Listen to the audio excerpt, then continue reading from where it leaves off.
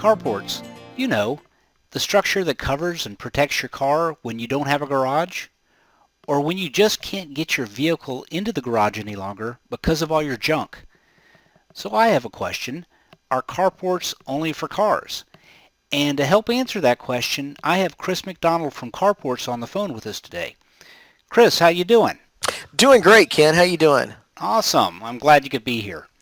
So Chris, I have a handful of questions that I see come through on a daily basis, and I thought you could help answer them. Absolutely. Okay. Anything. What kind of carports do you carry? That's a good question. It's basically we go. There's three different roof types. You've got your regular style, which has a more rounded look to it. The eave actually kind of rolls over the top of the leg about 6 or 8 inches. Then we have the boxed eave, which is a style where it's looks more like a house. It's got an overhang on it about 6 inches on each side.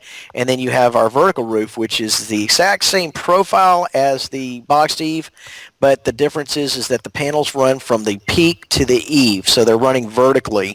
And that's one of my favorites, and I'll tell you why, is because it allows all that water and debris to roll off so it doesn't hang up there on the ribs. And the other thing that I like about it is that it has additional strength to it because it's got 4 hip channels, primarily to allow somebody to be able to screw those panels into gives it something to hold on to, but it also strengthens the structure. Okay. And basically, they're there to cover a vehicle. But to be honest with you, I've seen people use them for all different kinds of things. Okay.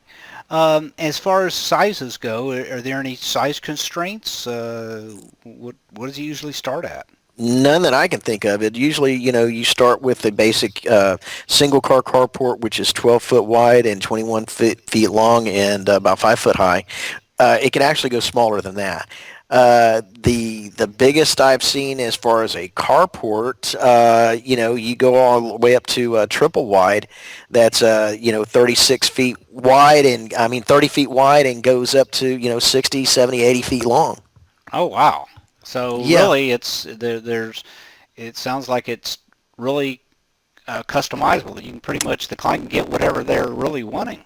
Exactly. One of the favorite uses of these is for RVs, recreational vehicles or motorhomes.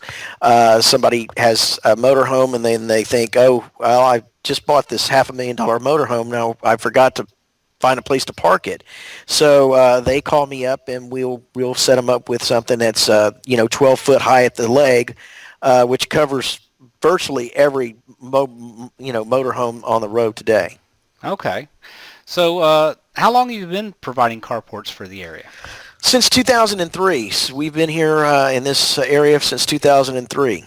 Wow. So this is not something that just popped up yesterday. Absolutely not. No, we're very well established and a very well established company. Okay. Well, you kind of already answered this question to some degree, but the original questions are carports only for cars. No, I'm glad you came back around to that. It's I've seen people use these carports for just about everything you can think of. Like I mentioned, the RVs, their utility vehicles, their trailers. One of my favorites, if you can indulge me for just a second, one of my favorite carports that we have, it's got a storage area in front of it. And so what it is you've got kind of a hybrid between a storage enclosed storage facility and a carport. So at the one end, you might have 5 or 10 feet of enclosed storage with a roll-up door that they can store all their, say they're using it for their boat, they can store all of their boating equipment in there, their life vests, Oh their wow. cleaning equipment, their motors and things like that, lock those things up, and then they've got a cover over their boat. Wow. So there's really no constraint on what the customer can get. No, people surprise me every day with what they come up with to use these for, and it's always fun to work with. Wow. Okay. Awesome. So if somebody's ready to get started, what do they need to do? All they got to do is pick up the phone. I'm here to help them. Okay. Well, fantastic. And you'll be able to give them, advice, rate quotes, and all of that. All Just of right that over and the more. phone. Yeah, Okay. all of that over the phone. They can call, and I've been in this business long enough that I can kind of avoid some of the pitfalls that other companies might not be knowledgeable enough to help their clients with. And basically, what we do is we'll talk it through.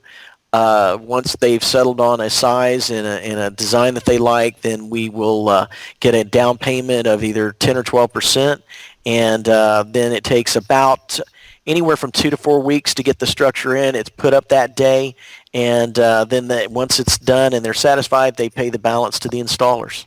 Okay. You say 10 to 12%. What determines the 10 to 12%? 10% is for anything under $2,500. Anything over $2,500, it's 12% down payment. Okay. Well, fantastic. You've answered all the questions that I've received, and plus more actually. So I think that's all I have for today. I appreciate your time very much, and I'm sure we'll be talking again soon. I look forward to it. Thanks a lot, Ken. All right. Take care. Have a great All right. day.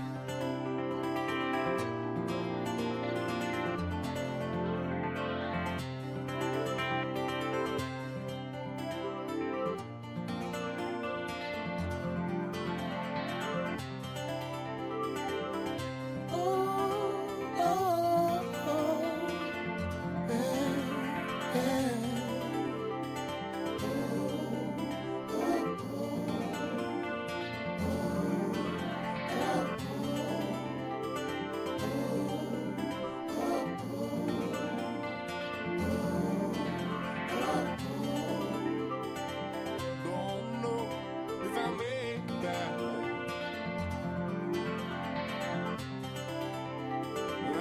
Oh, I'm just stuck here.